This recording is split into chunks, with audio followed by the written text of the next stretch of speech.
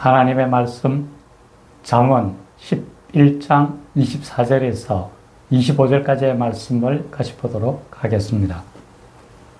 흩어 구제하여도 더욱 부하게 되는 일이 있나니 과도하게 아껴도 가난하게 될 뿐이라. 구제를 좋아하는 자는 풍족하여 질 것이요 남을 윤택하게 하는 자는 자기도 윤택하여 지리라. 아멘. 이 시간 전할 하나님의 말씀은 구제를 좋아하는 자는 풍족하여 지리라는 것입니다. 이 시간 주의 성령께서 우리의 마음을 주정하셔서 이 시간 우리 모두에게 은혜가 충만하고 성령이 충만한 시간이 되기를 간절히 축원합니다.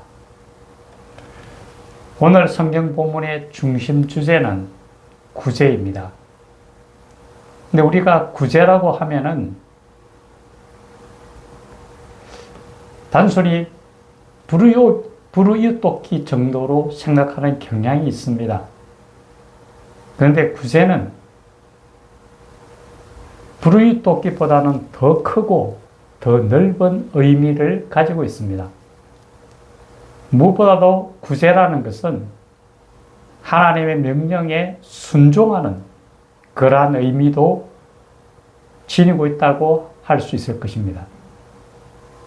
예수님께서 우리에게 두 가지 큰 계명을 말씀하셨습니다. 그 첫 계명은 내 마음을 다하고 내 힘을 다하고 내 뜻을 다하여 주 너의 하나님을 사랑하라는 것입니다. 하나님을 사랑하는 것에 대한 부분이 제일 계명일 겁니다. 또 두 번째로 내 이웃을 내 몸과 같이 사랑하라는 겁니다.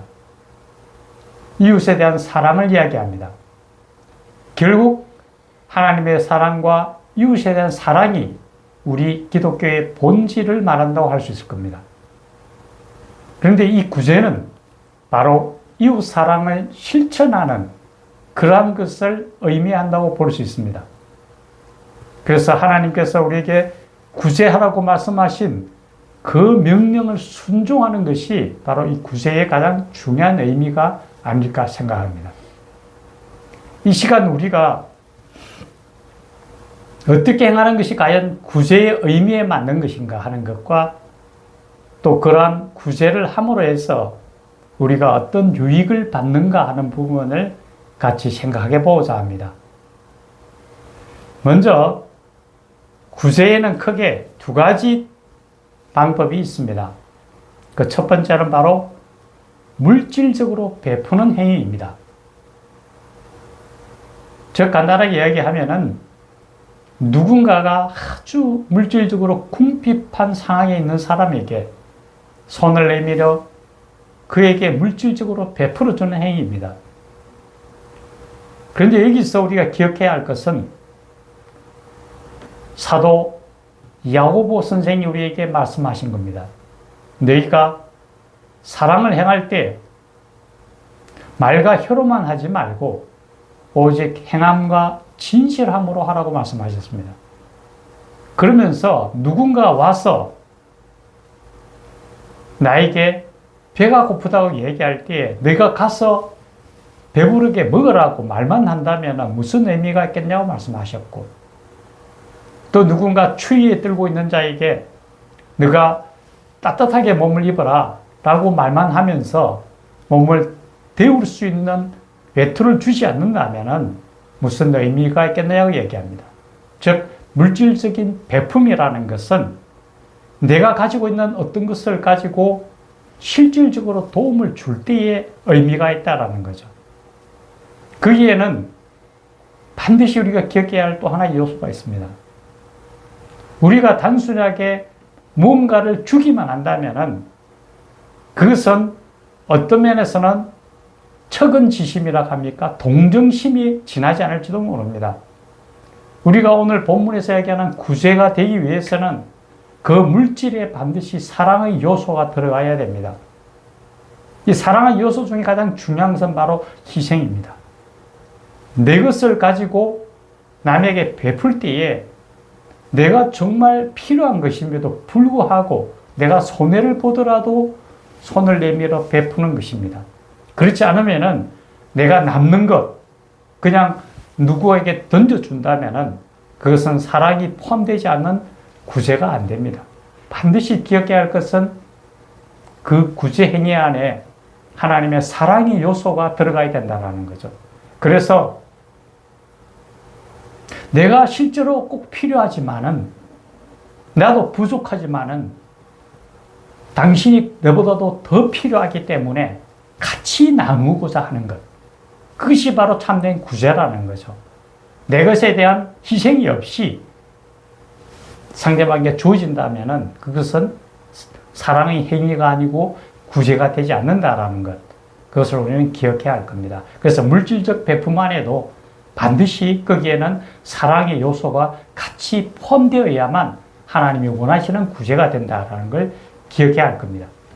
두 번째 행위는 정신적, 영적인 베품입니다.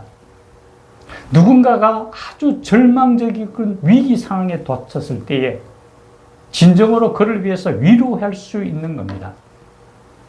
그 위로는 우리 그리스도인이 할 수 있는 가장 큰 위로는 그 사람을 위해서 열심으로 기도하는 걸 겁니다.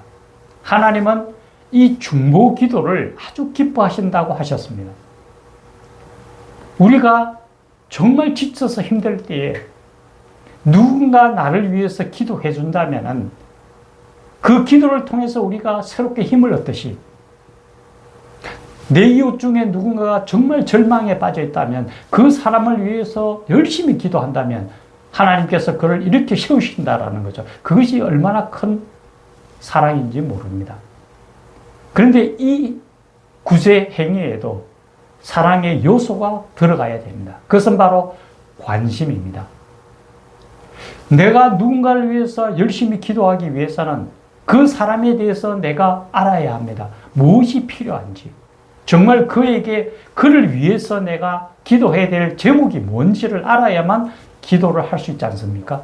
그래서 관심이 들어가야 됩니다. 반드시. 이 두 가지, 물질적 베품과 정신적, 영적 베품에 있어서 반드시 결합되어야 될 것은 사랑의 요소라고 말씀드렸습니다. 사랑에는 세 가지가 반드시 포함되어야 사랑입니다. 첫째는 관심입니다.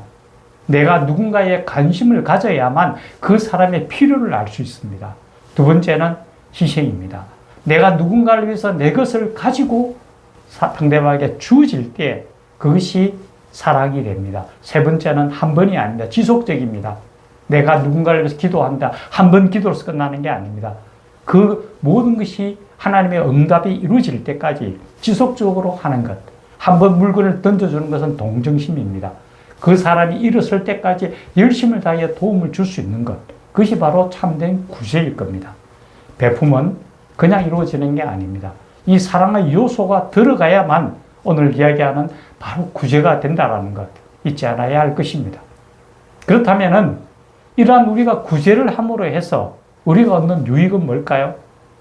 첫째, 오늘 본문에서는 이렇게 얘기합니다. 구제를 좋아하는 자는 풍족하여 지리라. 남을 윤택하게 하는 자는 윤택해지는다고 얘기합니다. 흩어 구제하여도 부하게 된다고 이야기합니다. 우리가 구제를 하면은 하나님께서 하나님의 말씀에 순종하는 우리 모습을 보고 하나님께서 우리에게 더 큰 축복으로 임할 겁니다. 그런데 그런 물질적인 걸 이야기한다기보다는 더 중요한 것이 있습니다. 우리의 영혼이 살찌워집니다. 우리 영혼이 기쁨으로 충만해집니다.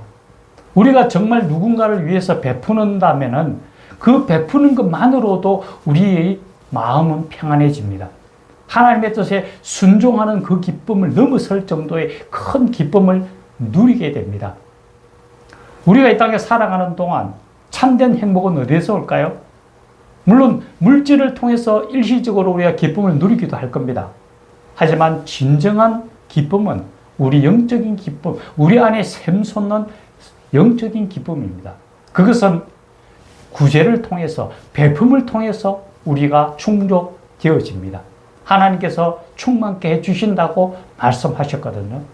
실제로 그렇습니다. 우리가 누군가에게 도움의 손길을 뻗었을 때에 그 사람이 정말 기뻐하는 모습은 우리가 더 큰 기쁨을 누린다는 걸 알게 되었습니다. 구제는, 베품은 베품을 받는 사람, 구제를 받는 사람의 입장이 아닌 정말 구제하는 사람, 베푸는 사람을 위해서 있다고 저는 생각합니다. 하나님께서 내가 선을 행할 수 있는 기회를 주셨거든요. 그 기쁨이 얼마나 큰지 모른다는 것을 우리가 알아야 할 겁니다. 두 번째는 후손을 위해서 유익하다라는 거죠. 자녀들이 자라나면서 남에게 사랑을 베푸는 그 부모의 모습을 보면서 자라는 자녀들은 결코 곁길로 가지 않습니다. 왜냐하면 그 부모의 선한 행위와 그 부모의 사랑의 그런 모습을 보면서 자녀들을 배우게 되어 있습니다. 그래서 정말 선을 행하고 베품을 행하는 부모의 자녀들은 정말 그 부모를 닮아가게 되어 있다는 거죠. 또 하나님은 약속하셨습니다. 하나님의 뜻을 행하는 자는 천대까지 내가 은혜를 베푸겠다고 약속하셨습니다. 우리 후손들이 하나님께서 우리를 통해서 그러한 선을, 그러한 구제를 했을 때에 그 모든 은혜를 후손에까지 끼치겠다고 약속하셨습니다. 그래서 우리는 반드시 우리 후손을 위해서도 이것이 얼마나 중요한지 모른다는 것을 우리가 생각해야 할 겁니다. 세 번째는 가장 중요한 부분은 하늘나라에 상급을 쌓는다라는 거죠. 우리가 이 땅에 선을 베풀고 구제 행위를 함으로 해서 이 땅에서 하나님이 더 큰 축복으로 주어지시기도 하겠지만 가장 중요한 것은 우리가 영생을 누릴 하늘나라에 보화를 쌓는다라는 거죠. 이 땅은 잠시 섰어가는 나그네 같은 삶이라고 이야기했습니다. 우리가 추구하는 것은 이 땅에 있는 게 아니지 않습니까? 하늘나라를 보고 나아갑니다. 그 하늘나라에 보화를 쌓아둔다라는 거죠. 그래서 우리는 구제가 정말 중요하다는 것을 우리는 알아야 할 겁니다. 이제 가을입니다. 이제 풍성한 수확도 거두게 될 거고 우리가 이 땅에서 조금씩 누릴 수 있는 것을 수확이 이루어질 때입니다. 이 수확된 것을 정말 주의를 둘러보고 서로 나누고 베풀고 구제하는 것, 하나님을 기쁘시게 한다고 했습니다. 하나님의 형상을 닮은 우리 형제와 자매들이니까요. 그런 일에 열심을 다할 때에 하나님의 더 큰 축복을 받고 하늘나라 영생을 바라보면서 하늘나라에서 누릴 그것을 바라보면서 열심으로 살아가는 하나님의 백성들이 되기를 예수님의 이름으로 간절히 축원합니다. 같이 기도드리겠습니다.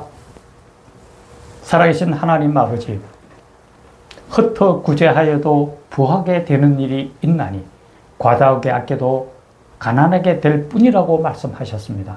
무엇보다도 구제를 좋아하는 자는 풍족하여질 것이요 남을 윤택하게 하는 자는 윤택하여진다고 말씀하셨습니다. 이제 이 가을 풍성한 수확의 계절로 들어갑니다. 우리 인생에서도 우리가 수확을 조금이라도 거두는 것이 있다면 그것을 나를 위해서 쓸 뿐만 아니라 내 주변에 돌아보고 구제할 수 있는 하나님의 넉넉한 백성이 되게 하옵시며 무엇보다도 하나님의 사랑을 전달하여서 하나님의 그 복음이 땅끝까지 이르는데 더 열심을 다하는 우리 하나님의 백성이 되도록 도우시고 인도하여 주시옵소서. 이 모든 말씀 우리 구주 예수님 이름으로 간절히 기도드리옵나이다. 아멘.